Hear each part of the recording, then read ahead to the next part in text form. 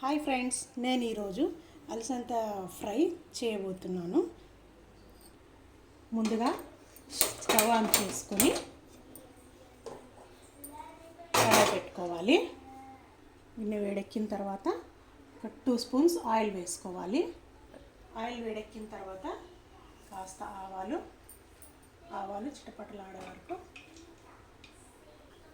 ఆగి కాస్త జీలకర్ర వేసుకోవాలి.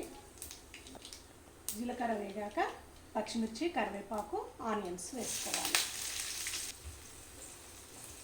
ఆనియన్స్ కాస్త మగ్గే వరకు వేయించుకోవాలి.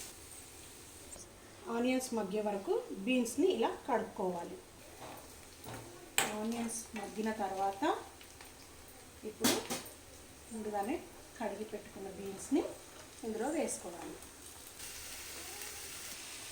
బీన్స్ మొత్తం ఇందులో వేసుకొని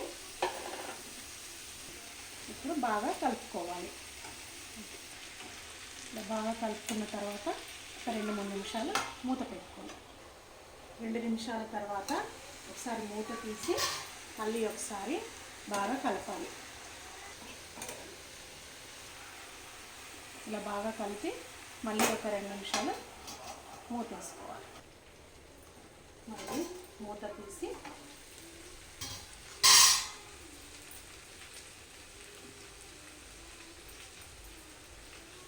కాస్త పసుపు,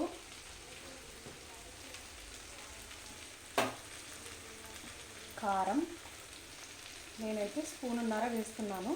మీరు తినగలిగినంత వేసుకోండి. రుచికి సరిపడా ఉప్పు వేసి మళ్ళీ ఒకసారి బాగా కలుపుకోవాలి. ఇలా ఉప్పు, కారం, పసుపు మొత్తం అంతా బాగా కలిసేలాగా కలుపుకొని మళ్ళీ 2 నిమిషాలు మూత పెట్టుకోవాలి. 2 నిమిషాల తర్వాత మూత తీసి మళ్ళీ ఒకసారి కలుపుకోవాలి.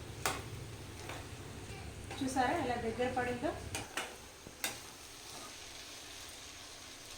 ఇలా కలుపుకున్నాక మళ్ళీ 1 నిమిషం పాటు మూత వేద్దాం. మూత తీసి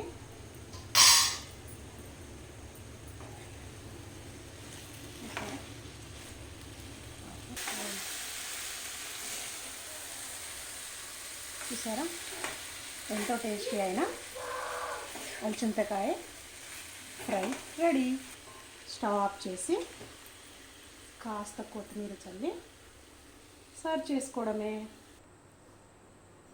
ఎంతో ఈజీగా గుమగుమలాడే అలసందకాయ కర్రీ రెడీ అయింది. మీరు కూడా ట్రై చేసి ఎలా వచ్చిందో కామెంట్ చేసి చెప్పండి. అలాగే లైక్ చేయండి, షేర్ చేయండి, మా ఛానల్ని సబ్స్క్రైబ్ చేయండి. Thank you.